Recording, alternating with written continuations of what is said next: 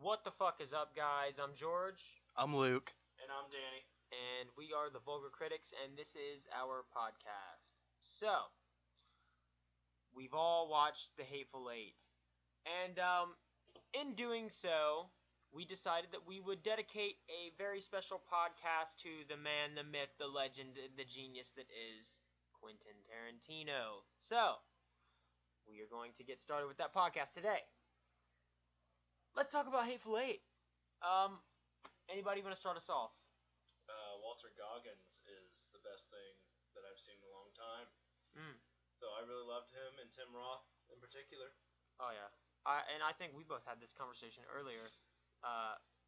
Tim Roth, Goggins, Samuel L. Jackson, those three just absolutely fucking dominated that movie, and just, well, I can't really say dominated, because if I say dominated, it's like that they kind of took over and didn't. And outdid everyone else, but everyone was splendid in that movie. They were just the top. They were just the top of the line. The girl, Jennifer Jason Leigh. She was great too. She was great. I agree. Do you think if J-Law would have got that part, do you think she could have done it as Jennifer? Yeah, I think she honestly would have been just as good because she's Jennifer Lawrence. And like I was telling you, the part was basically hers. I mean, there's pictures of her in the costume with the cast. It really came down to a last-minute decision where they literally had to film in 5 days. And they just didn't know. So I think she would have been just as good. I think personally, she would have been great. But the way I see it, I see the woman that did it. What's her name? Jennifer Jason Leigh. I see her as, I mean, goddamn, she almost looks. She has the look of like an old, like early '90s country singer or something. And I don't know why I feel like that pretty girl, but with a rough exterior, I feel like that fits that role so well, and J-Law would not have that rough exterior needed to do it. Right. She looks like she came out of hell, but she looks like she came out of hell almost unscathed. And I think that's a good look for the character for that movie, compared to J-Law, who would look like she just came out of heaven with that fine ass. So. I feel like Jennifer Lawrence didn't get the part because she's 25 and Jennifer Jason Leigh's like 55, and he stuck with the older cast members. And I feel like that came down to, she'll just be just as good, but I'll just cast her because she's older. Mm-hmm. It still kind of surprises me that Channing Tatum got a role in it.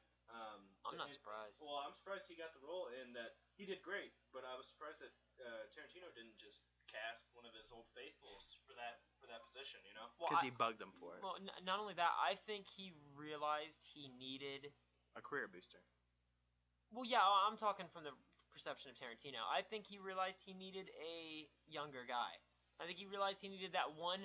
And I'm not gonna say young guy, but he needed that youth guy. He needed the guy at that point in the movie, because it completely changes at that point. Obviously, spoiler alert here, guys. If you haven't seen the movie, I guess just don't watch this, or watch it and don't give a fuck. But or skip ahead like 3 minutes. Yeah, or do that. But like I was saying, for that part of the movie, it was a complete change. Everything changes. The main characters are all out of the loop almost. They're all turned to side characters. Someone needs to rise out of the middle. Who's gonna rise out of the middle? You need a sensational young star to do that, and I think that they picked the right guy. And I think it was so out of left field. And I think he acted so well that it was just the perfect choice. And by acting, he means sitting in the background and smoking a red apple cigarette while everybody else has lines. Hey, what is that? What is acting? What is acting? Playing a cool cat, I guess. His voice was perfect. The way he sat, the way he evoked your emotion, the way his body moved, everything about his performance was great and out of left field, and it was great. Okay, so another thing that I haven't heard people talk about.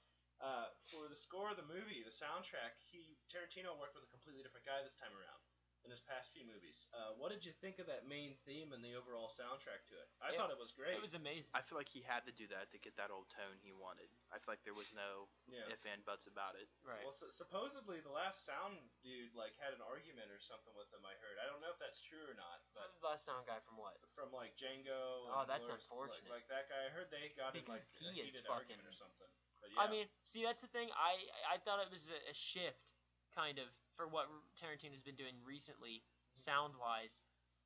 But at the same time, it was great. Like, I I even read today or seen today that that in the original 70 millimeter version or whatever, the 3 hour and something long version, it has like I can't think of the name, the word for it, but it's almost like it's like a very long, orchestrated, drawn out song at the beginning of the movie before anything even happens. And I thought that was a really cool idea because that hasn't been done in a movie It since does. like the 60s. You missed it. That's Yeah. when you went to the bathroom. Really? Yeah. Oh, Oh, you're shit. talking about the main theme when Yeah. Sam Jackson's Yeah, kid, like the Okay, big then old I'm cool for that. Well, I Yeah. seen the last like 45 Yeah. seconds and I thought that No, was great. that How much main longer was it theme- before that? About 2.5 minutes. Yeah. I was like, you're Nice. gonna miss the opening. Yeah. Ah, that's great. That main theme is so dark and foreboding, like it feels claustrophobic, like the rest of the movie, and that's what I love about it. No, but no, So- I don't. I see, Danny. You say that. I think it sounds completely aired out. Sorry, technical difficulties. Yeah. But I think it sounds completely aired out, and I think that whole movie is aired out. I don't think any bit of it's claustrophobic. I think that movie's so wide, the way it's shot, everything is wide, gigantic. Even inside Minnie's haberdashery, everything is so wide. Like the way that it's shot, there is no simple over the shoulder of the person listening camera angle, if you know what I'm saying. You know what I mean? The person listening to the other person talk, it doesn't do that angle one time. The reason Everything is wide, and I love it. The It was reason so I open think for it me. was wide is that way you could see everything that was going on, like you were in the room. But Exactly. To me, it just Well- still feels like I'm there in the. Well, see, I don't feel like I was there.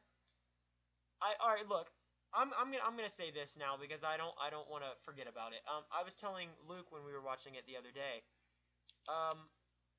The film, and I've never felt like this about a movie in my life, and I loved it, and it drew me in so much. And for a dialogue heavy movie, it needs to draw you in, and this drew me in. It felt like I was playing a video game. It felt like I was in an RPG game when Kurt Russell walked in and was going around the room talking to people one by one. And everything was going on around him, but we didn't give a fuck about that. We only cared about that conversation. It felt like a video game. He walked up, leave me alone, I don't have anything for you. You know what I mean? And you walk away. It felt like a fucking video game, an RPG game, and it drew me in so well because I've come from that. That's like my foundation. So coming from that to this, it's a fucking flawless, seamless interaction, and it was amazing for me. Well, Luke, do you have anything to add about the Hateful Eight other than it's a great movie? It was very predictable. It was too predictable at times. I agree. Like when we first saw it and Samuel L. Jackson walked in the cabin door and looked at the general, I leaned over and was like, he killed his son. Just by what the general said about how he hasn't seen his son, he's dead, and the way Samuel L. Jackson looked at him, I was like, he killed his son. See, I think That was way too predictable. I think that's just you having a good eye for it. I don't think that was very predictable. Maybe that's just because it seemed like everybody had their own separate story, and I felt like all their stories weren't going to connect. I just had some feeling that none of their stories were going to connect, and they were all different people. That's the feeling I had, so I think that's a good eye for you. Usually I find those things too. I predict those type of things, but that one completely slipped under my nose. But I do agree with that I think it is a lot of times, at times, too predictable. Like I was telling Danny earlier, and I told you this yesterday, when Sam Jackson first walked in, nailed the boards to the door, poured himself a cup of coffee in the corner, looked down, seen the piece of candy. It looked like the floor was carved out, and right from then on, I knew someone was under the floor. I just knew. I had some big feeling. But I didn't want to think that because I remember the scene in Inglourious Bastards, the Jews hiding under the floor, and I was just like, I don't know. And it's almost like I was telling Danny earlier, Tarantino, it's like he's been falling into these Tarantino traps, that we all know he's going to fall into.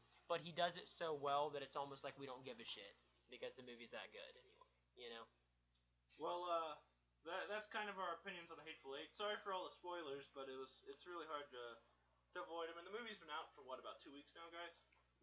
About a week. About a week, okay. Yeah, so we'll put a timestamp on when you guys should skip to if you don't want to hear any spoilers about it. Yeah, we'll have it in the description. To jump back to the whole Channing Tatum, I think we may see a Tarantino movie with Channing Tatum and Jennifer Lawrence in it together. Because they're youthful, and he may ended up casting her in one of his movies. Maybe. That honestly, it doesn't sound like a bad combination.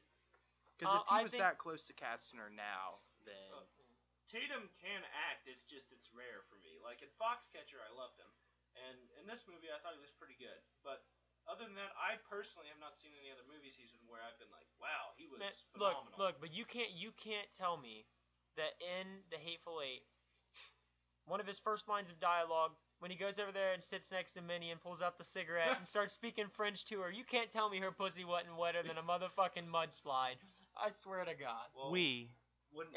Yeah, no, that and I loved it, and it's not even because he's Channing Tatum. It's just because his acting really was a dirty charming. You know what I mean? And that's how I seen him in that movie, and I really enjoyed that. But I think we're gonna move on if you guys are done. I think we should stop talking about the Hateful Eight. No more spoilers. But basically today we have narrowed this down for our Tarantino podcast. We have 3 sections that we are going to go over here. We're going to make our choices in these respective sections. We have the 3 actors that we would want in a Tarantino film. We're going to go from 3 to 2 to 1. And then we have top 3 Tarantino films, our personal favorites, 3 to 2 to 1. And then we have, I don't know if you want to say type or genre or whatever type of movie that we would want him to make next. So, yeah, there's that. Which one do you guys think we should do first? The actors, the movies, or the type of movie we want him to make? we'll do the movies. The movies, the top 3 movies? Yeah, you go ahead and start this one off. I'll start off the next one. You can start off the third. How about Danny? You want to start first? I'll go Because second. I'm going to run to the bathroom real quick. All right, go ahead, champ. So my top 3 movies from the man, the myth, the legend. I might get some disagreement here, especially from Luke with my number 1, but number 3 for me is definitely Reservoir Dogs. It's just classic. It's great. I love it. It's more like a play to me than anything, but it's fantastic and everyone in it's great. Started off his career. 2 for me is Django Unchained. That's a personal favorite. It holds a special place in my heart because Christoph Waltz and Jamie Foxx was surprisingly good, and it's just an awesome Western, and it kind of made me happy to see finally a good Western again. Because if you think about it, other than Tarantino, in the last like 10 years, 15 years, who's done a Western that's been really good? No one? Yeah. Number 1 for me is, I'm going to fall in the standard typecast here, it's got to be Pulp Fiction. Just because even now I can rewatch that literally in any order, and like the scenes in any order, and I still enjoy it every time and find new things or find more reasons why I love it so much. And Sam Jackson in that movie, ooh, Scary good. Everybody, really. All right, for my top 3 Tarantino movies, I'm gonna go with a really, really big underdog for number 3, and this really isn't one of his best movies, but this is a very, very guilty pleasure of mine, and that is going to be Death Proof. And I like this so much is because he didn't use his usual cast. They were all different people. A lot of them were just stunt people like Zobel. But I'm also a car enthusiast, and I love the different types of cars and the different stunts and just the dialogue with Kurt Russell and his character of just being a fucking creepy ass that has a fucking Chevy Nova and just kills people. But that's my number 3. For number 2, I'm gonna go with the Hateful Eight, and this is because, this really opened me up to the Western genre. I mean, I've watched Westerns before, but I've not really been attracted to them. I walked out of this movie and was like, damn, I need to go watch another Western. And another reason why is because I really love the mystery aspect of who did it, pointing your fingers at each other, let's find this out. Kind of like Clue. And another reason why, it is his best Western movie. Now, if you take the setting of Django Unchained, and if you put it in any era, or any fucking century, or any timeline, throw in the 1700s, 1800s, 1900s, 1950s, 60s, 70s, 2000s, you can have the Django storyline, just date it to that period of time. If you take the Hateful Eight, that only works out in the Old West.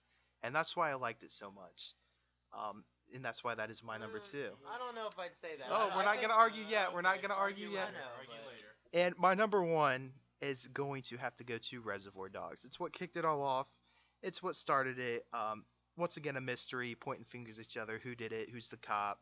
You know, and just the first time I watched fucking Mr. fucking Orange rise up and shoot Mr. fucking Brown. Was that Michael Madison's character? No, that's Tarantino. Yeah, it's Tarantino's character. Mr. Blonde. Mr. Blonde. Mr. Blonde. The first time I saw him jump up and fucking shoot Mr. Blonde 8 times, I was just like, I fucking knew he was the cop this whole time. And that's just my favorite part of one of my favorite parts of that movie. And that movie is literally perfect. Slow budget, first film, kicking off a career, and that's the best you can get is Reservoir Dogs. And so that's why that is my number one in my top 3. Okay, my top 3 Tarantino movies. This one was really hard for me. Honestly, I was like 4 or 5 movies in my head, and I had to somehow narrow them down and then place them in an order, which is almost even more impossible. But it goes a little like this. Don't hate me for saying this. My honorable mention is Reservoir Dogs. I love Reservoir Dogs for the exact same reasons both of you have mentioned. Like Danny said, it's like a play. It's like a dreadful fucking black comedy, and I absolutely love that. And like you said, the scene when he rises up and shoots Mr. Blonde, it's just like holy shit. It's just awesome, just awesome movie. Yeah, Reservoir Dogs. But my top 3 are these. Number 3, The Hateful Eight. I really enjoyed The Hateful Eight, and I don't think it's because I'm writing the new movie. I just think it's because it was its own setting. I'm all about I say this all the time. I'm all about the aesthetic of the movie. It has to have its own aesthetic. It has to have its own setting. It has to craft the world around it. Even though it's in a small setting, the world needs to be crafted around it, and it crafted the fucking world. I mean, I found myself sitting here thinking about what Red Rock looked like, and we never even fucking seen it. You know what I mean? I'm sitting here thinking about what it looked like, who's in that motherfucker, and it didn't even fucking show itself. And that's what Tarantino does to you. I'll give you And a hint. It's a red rock. it's something about a red rock. and like Luke said, the fucking wood. You said the wood. Did you say that in the podcast? No, I didn't. Okay.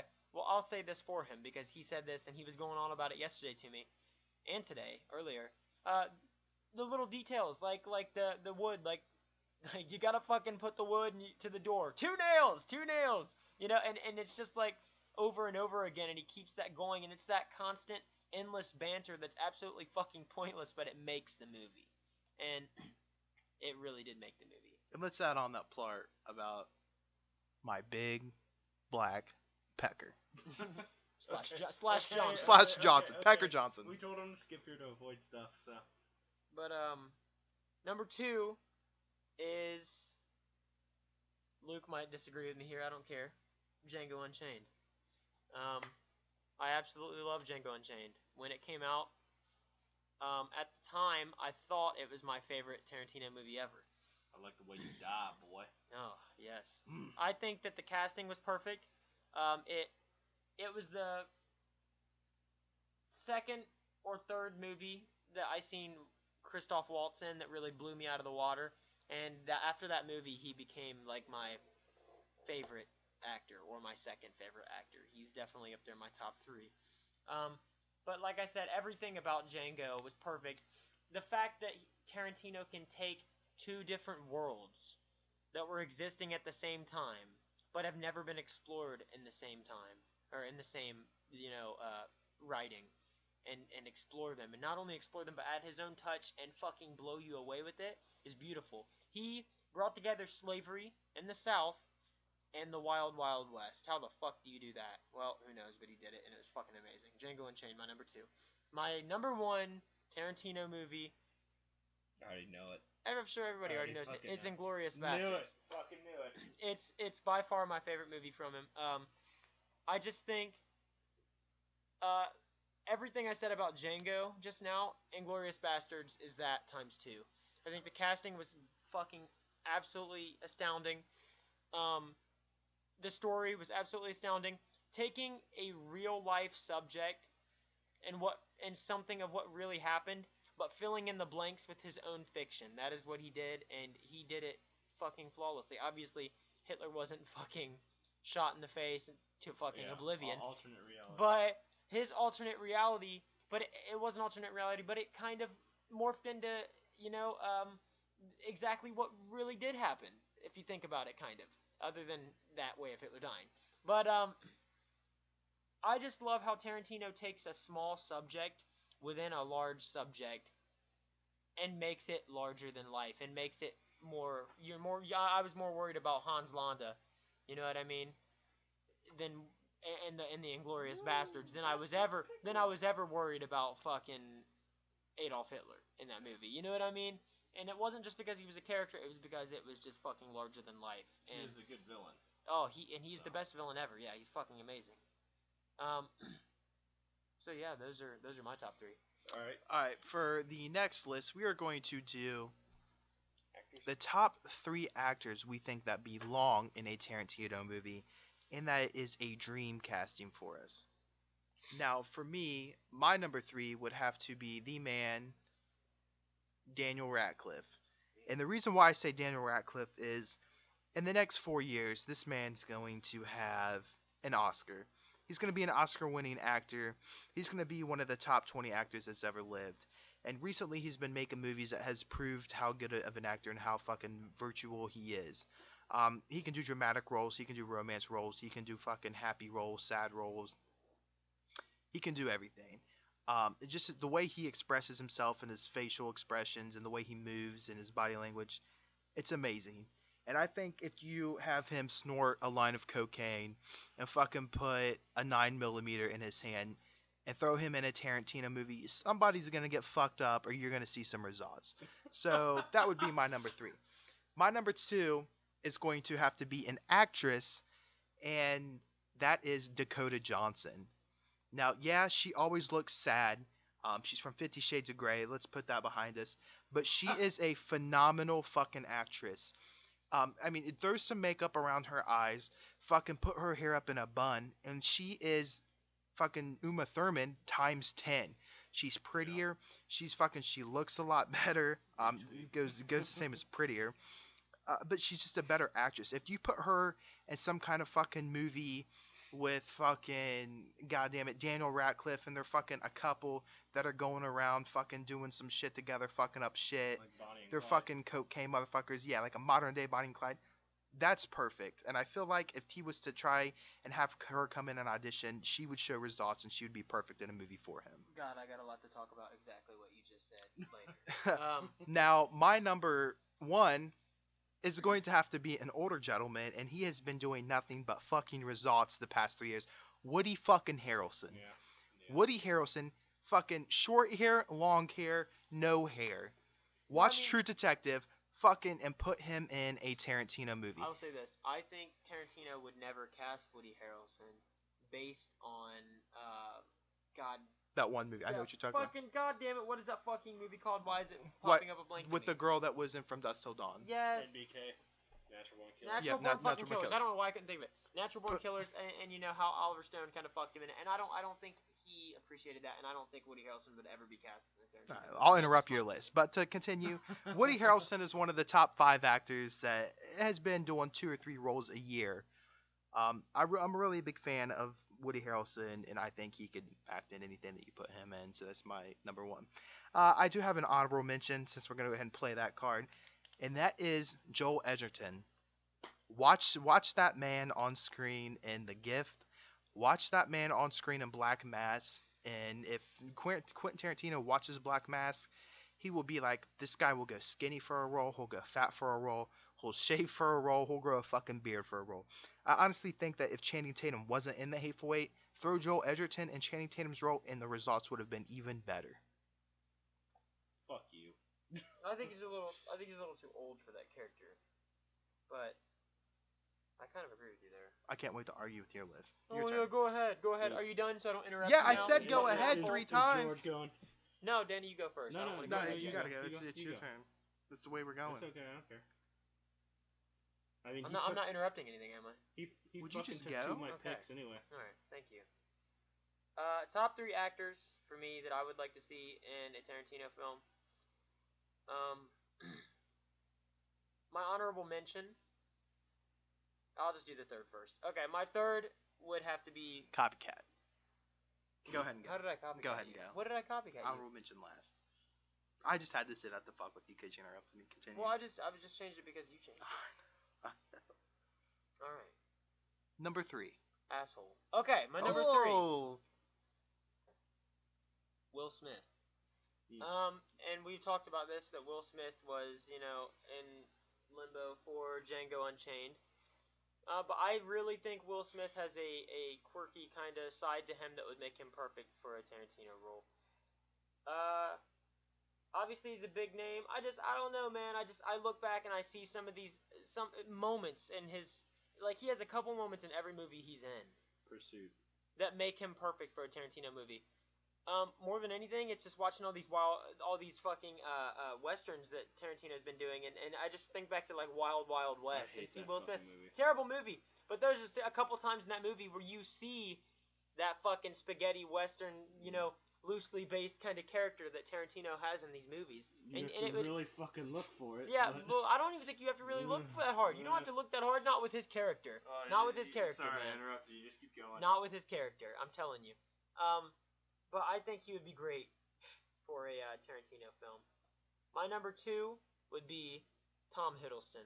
If you really look at Tom Hiddleston as Loki in the Avengers and Thor movies and whatnot, the way he comes across on screen is very diabolical, and it is almost flat evil. And I love that, and I think that he would make a great villain in a Tarantino film. I like him as a good guy, because he is just a generally good guy. I think we were talking about that the other day, but I was talking to Luke about it the other day. But I would love to see him as a villain in a Tarantino movie. My number 1 would have to be Jared Leto. And I just think that's because Jared Leto is very versatile.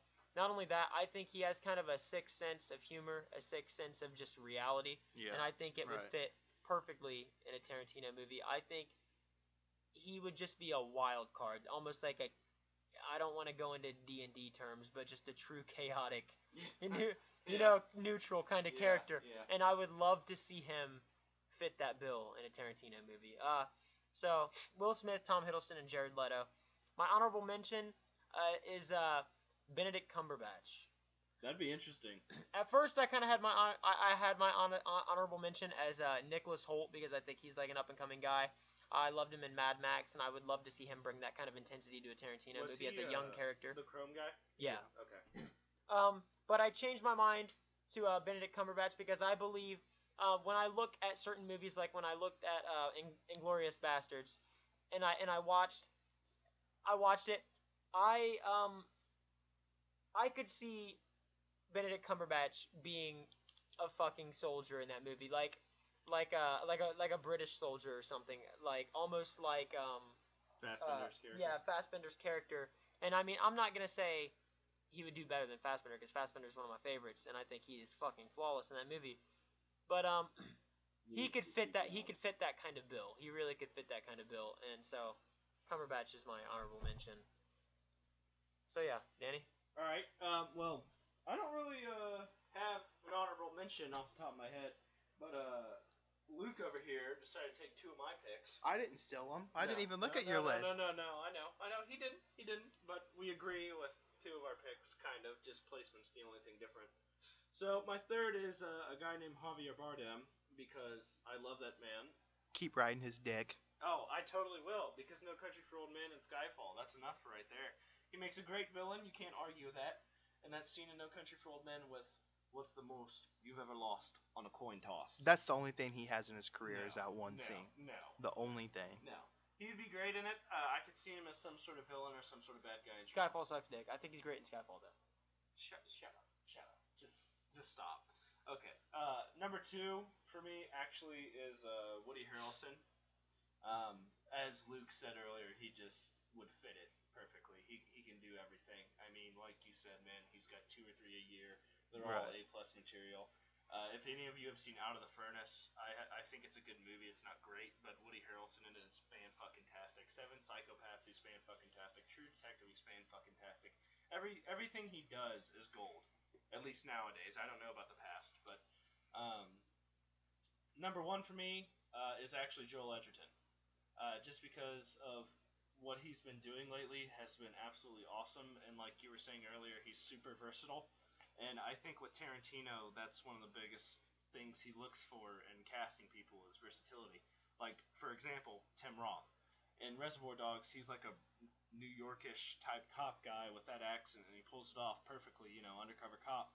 And then in The Hateful Eight, he's this British ne'er-do-weller guy who's the hangman. Like you just how do you go from that end of the spectrum all the way to the other end? You know what I mean? So versatility is the big thing, and there isn't really another actor on the market right now that I can think of as versatile as Joel Edgerton. On top of that, he's got the mind for good written stories and good direction movies because he did The Gift. Like straight up, that's good enough reason for me. You take some movie that the trailer makes it look some cheap knockoff thriller, and you go and watch it and are completely blown away by blowing away your expectations. I mean, he'd be perfect for a Tarantino movie. But yeah, those are probably my top 3 actors I would want to see in a Tarantino movie. Who is your number 3? Number 3 was Javier Bardem. Javier Bardem. Okay, see, I think we all have a safe pick or 2 on our list, and then we have an extreme pick or 2 on our list. And I think your extreme pick, Danny, was Javier Bardem. Yeah. And I agree. Yeah. I agree. I think he would be great. I think your extreme pick is Daniel Radcliffe, and the more that I think about it, the more I could definitely see him. I think Joel Edgerton is a safe pick. He'd be more of like a middle of the road kind of character, but he'd be kind of a show stealer at the same time. You know what I mean? I think mine obviously was Jared Leto, but I think what if he made some crazy ass fucking movie with the 3 of those in it? You know what I mean? That would be insane. Well, you wouldn't even know what to do. Leto's not a bad actor. It's just some of his movies, he kind of is like he flip flops between the music career and the acting. Well, see, I'm not getting into that. Yeah, I just think personally he's an amazing actor. I think if Tarantino called him up, he would really bring his absolute A+ game, and I think Tarantino possibly will call him up one day. I hope he does. Well, what's the one movie we wish he would do? Yeah, let's. Who's starting off that list? You, right? Yeah. Who? Me? Yeah. You want to, or me, or what? Who was it? It was you. Yeah. All right. Well, I want Tarantino. We were just talking about this earlier. I want him to either do a horror movie, or I want him to keep doing these westerns because, like I said earlier, when is the last time we had a guy who could make really good westerns that actually made us pay attention? But see, look. I agree with that, but I have one thing about the western idea. I'm not gonna sit here and call westerns a genre. You know what I mean?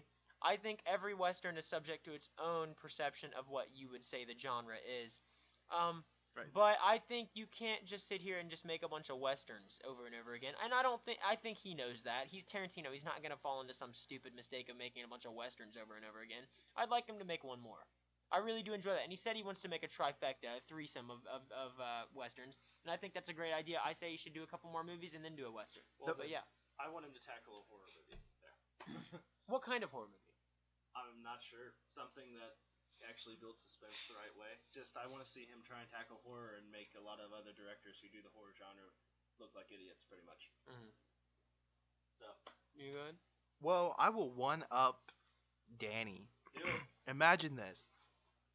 Imagine Tarantino saying, you know what, I'm going to make 4 more movies, and this is going to be my fun picture. This is going to be my movie that they're going to look back on and say, damn, he really did do every genre, so he had to do this one. It's going to be this. You're going to have Daniel Radcliffe play a son who is somehow struggling with drugs. He's a cokehead, but that comes into play later in the film, and it ends up helping him. You have his sister, played by Dakota Johnson, who is, the daddy's girl. She's really smart. She's got a great life going for her. She just started a great career.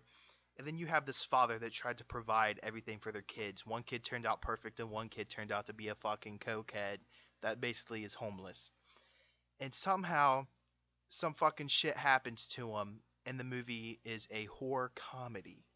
So you have this brother and sister who struggle with each other because they're so opposites that they have to travel across the country through all this fucking comedy and this fucking horror, kind of like a fucking M. Night Shyamalan mixed with From Dusk Till Dawn, mixed with some signs, and you have to have them go across the country and go through all these obstacles to save their father. But like I said, the brother and sister are going to be the comedy aspect of it because they're so unalike, but they have to get through all the struggles together. I like that. I do like that. That sounds good, and that brings into action the three actors you named. Right. I think Right. Woody Harrelson might have been the dad. Maybe. Either maybe, Woody maybe Harrelson or maybe a villain or later if on. you dress up Joel Edgerton to be older than he is, but probably I Woody think Harrelson. Joel Edgerton could probably fit that role anyway. Right. I just don't think him and Daniel Radcliffe have any similar Chemistry. features. Yeah. No. I mean, even facial features, anything like that. But yeah, I like that. Me personally, I was just gonna do the genre and move along, but since you did that, I might as well just throw in a little made-up story here. Um, I'm almost willing to take Benedict Cumberbatch off my honorable mention and just make him my number one out of the three actors, because Tarantino, I'm not gonna say should, I'm going to say needs to do this movie because he has written them before. And I fucking love true romance. He needs to make a romance. He needs to make a romance, and I'm not saying make a romance and leave it at that. I'm saying make a romance in a true Tarantino fashion. Do you think True Romance would have been better if he would have directed it? I love it the way it is. It obviously would have been better the way if he would have directed it. But since he felt it shouldn't have been directed by him, and I go with his decision. Never seen it. It's great, Oh, buddy. and you will see it, and it's great. But like I said, I think you should do a romance. Imagine this. Imagine a 1920s or a 1930s movie set in the tone of his last three movies, Hateful Eight, Inglourious Basterds, Django Unchained. Imagine that kind of setting, that kind of tone, that overtone for the movie. But like a 1920s, maybe at 1920s England, Benedict Cumberbatch as the fucking classy, charming, but fucking ghetto underground fucking badass with a woman on his side trying to get out of a fucking shitty situation. That sounds like a fucking phenomenal movie. And we have room for Daniel Radcliffe in that, right? Daniel Radcliffe is His brother. the leading actors. No, throw Daniel Radcliffe in there. Daniel Radcliffe, he could be a fucking villain. He could be the main villain. And, I would love that. Let's throw in Tom Hardy just for Luke because he's British and fits right in there too. And then we'll subtract one Tom Hardy and up him one Daniel Radcliffe. We'll have Tom Hardy walk out in his underwear. Package enhancers. MySpace picture. Calvin Klein's. But yeah, man, I really think you should do a romance. I have another one I'm just gonna throw in there. We didn't plan this or pre-plan this. What should he do next? What should Tarantino do next? Anybody have an idea, or should I start it off? I want him to take about 2.5 years off. I mean, he makes one like every 3 years, because Inglourious Basterds was 9, Django was 12, Hateful Eight's 15. So we're looking at about 18. Yeah. About 18. I want him to take that amount of time, and I want him to really think. I mean, it's probably going to be another Western. Is probably what he's going to do, because like you guys said, he wants to do the 3. So that's what I'm expecting, but what I'd want him to do is take the time off and come out with something completely different than what we're expecting, just out of nowhere. So that could be one of the movies we talked about, or something we have no idea what he would make. I personally want to see Tarantino, and he's even alluded to this. He's talked about this before. I want to see him make a 6 to 8 part miniseries, 6 to 8 episode part miniseries. That would I be think sick. I think believe- that would be excellent. I believe for him. he is talking to HBO about that. Yeah, and I think HBO fits the fucking bill. They would be perfect for him. I think he needs to do like a 6 to 8 episode thing in his own Tarantino fantasy world and just fucking enthrall, enchant the viewers. And I think he could do it flawlessly. Do that, and then chill and ride that wave for 2 years, and then make a flawless film, full feature film. I think that's what he should do. You got one? You got one you can Alright, shoot? You don't want to shoot out another one? I mean, the miniseries. What else could he do besides that or the movie? So. Now, I think when Tarantino decides to hang it up in 4 or 5 movies, when he's in the 70s or 80s and he's like, I want to make one more movie and that's it. I honestly, in my heart, think he should go back to the roots and remake Reservoir Dogs. And the reason being is it doesn't have to be word for word, and it shouldn't be word for word. It should be modernized, because you can't just run into a bank with 4 or 5 guys and rob it now. It's beyond that. So you would have to maybe show the plans, but not show the heist like he did in the first one. So show the planning, show the outcome, have another little mystery, have younger actors, don't use the usual, but maybe have cameos at some point by the original actors. But I think he really should go back to his roots and do a Reservoir Dogs remake. I like that. I like that too. I know we've talked about that before. I would really enjoy that. But add out, don't put in the scene about the tipping. Do something completely different. Right. Something about we don't use credit cards to pay our bill. We use something cash. similar but different. Yeah. Why the fuck would you use debit? You always use credit. He would have to do that remake perfectly though, because that's such like a cult classic now. I don't think he would mess it up, but if he did, right, people would be pissed. Right. I think if he did, it could piss people off, but I don't think they would ever say anything. How would he ever mess it up though? It's almost to the point now we know he's gonna do greatness. He's not gonna mess anything up. It's not gonna happen like that. It might not be as good, but it's still his piece of genius, and it's going to live on through the legacy anyway because he is Quentin Tarantino, and he's not gonna fuck up. As a filmmaker as a whole, I think this is the last thing we're gonna talk about here. But as a filmmaker as a whole, where do you place him? Like, how do you feel about him in general? Do you think he's one of the greatest of all time of this generation? Do you think he's overhyped? What's your opinion? I think he's definitely one of the top 7 of all time. I think right now he's really underappreciated, and I think 10 years after he dies, maybe even 5 years, people will really start appreciating him because it seems like as our youth and as our fucking Johnson. our Johnson, as our fucking generation grows up, our generation is really big into these Tarantino films. Like in the theater when we saw it, it was all younger people in their 20s. So I think in 10 or 20 years after he dies, he's going to be more respected than he ever has been. I have to agree. His movies they really stand the test of time, man. I mean, Pulp Fiction, people still talk about that shit now. Same with Reservoir Dogs. Shit, Jackie Brown people still fucking talk about, and that's probably my least favorite movie from him. Even though it has my favorite actor of all time. Just saying. But, yeah, I think he needs a lot more respect. I think he's in a weird place. He's underappreciated and appreciated at the same time, but it's only by like a select group of people, like you were saying. I don't think he's underappreciated at all. I think people are finally realizing his glory.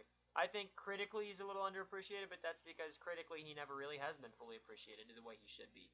Here's what I find with Tarantino. I run into 3 types of people. 1, I fucking love his movies. 2, I have no idea what he's done. 3, he's too vulgar and he's too bloody and too violent. Well, they're not fans. They're not fans of film. They're not fans of film. They're people that watch movies occasionally. But this is the thing about Tarantino. I say he's not underappreciated because if you go to any given random person on the street, you walk up to Joe Blow on 3rd Street and you ask him, "Hey, name a director in 3 seconds and I'll give you $5,000." 90% of the time they're going to say Quentin Tarantino. And that's just a fact. Do you agree? Right. No, they will. They will. Yeah. He is either the most known or the second most known director in the world.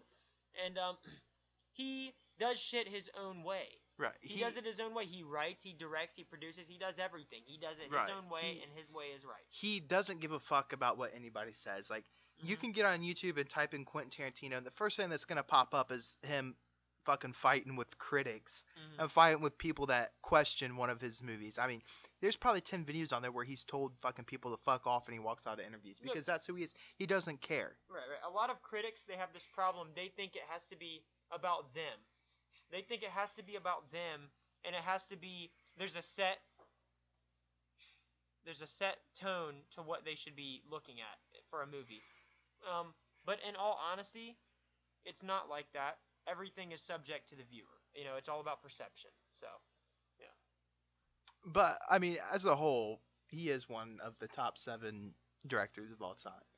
But when it comes to our Tarantino our Tarantino podcast, that pretty much sums it all up. What we wanted to say today, and we want you to get involved. We want you to put your feelings down below about Tarantino. Tell us what type of movie you want him to make. Tell us who you think should be casted in his movies. Or just tell us what you think is his best movie and why. And we will definitely message you back, agree, disagree, or argue with you on why the fuck that is not. But once again, from the Vulgar Critics, I am Luke. I'm George. And I'm Danny. And we want to thank you guys for listening. Have a great fucking day.